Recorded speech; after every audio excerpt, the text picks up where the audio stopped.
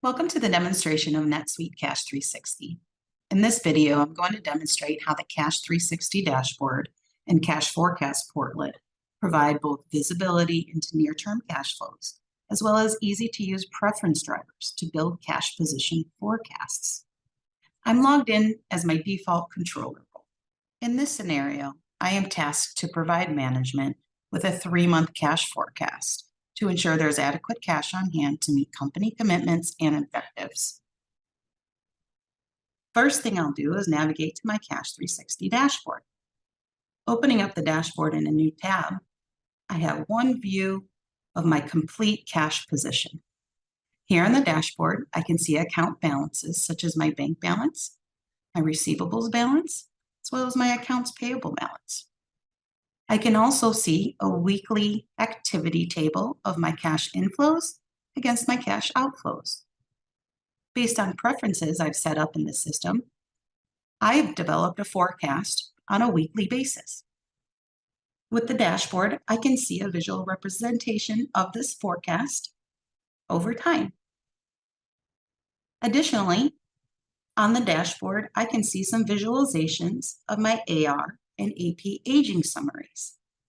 With the interactive graph, I can clearly see how 80% of my AR aging is 90 days plus.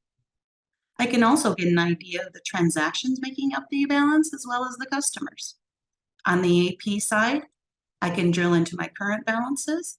I can also see the total vendors as well as transactions making up the $1.8 million AP balance. The Cash 360 dashboard also includes an action section with quick links to listings such as my AP bills or my AR and AP aging summaries. I'm able to quickly execute on actual transactions and drill down to take an action on either paying or receiving bills. I can also have quick access to my aging summaries with drill down capabilities. This helps me in my analysis as I'm forecasting our cash. As we look to our cash forecast in our preferences, I'm tasked to looking at a 3-month forecast versus a weekly forecast. I also have some inputs to update my forecast in a minute. Based on my forecast table, I can see my weeks laid out for me across time. I can also see my cash inflows and my cash outflows. I also see my closing balances. I have direct links to those particular records as well. Going to my Preference tab, I'm able to update my forecast period from weeks to months. I'm also able to add additional values, such as rent and repairs for a new lease we have coming up. In this case, I had a forecast starting on 12/1. Let's move that forecast up, see if we can take the space on earlier. Also have an increase in cost. The monthly rent is $5,000. What type? It's an outflow. It's a cash outflow. I have it recurring 12 times, once per month. Going back to my account categories, I have commission expense here, as I know I'm going to be paying out more commissions over time.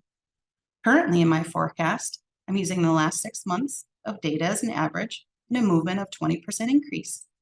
As I know we're looking at our comp plans and increasing commissions, I'm going to increase this movement to 50%. In saving these changes,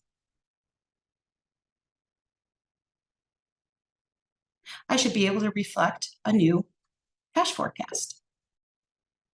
Navigating back to my cash forecast table, I'm now able to see my 3 months versus the weeks.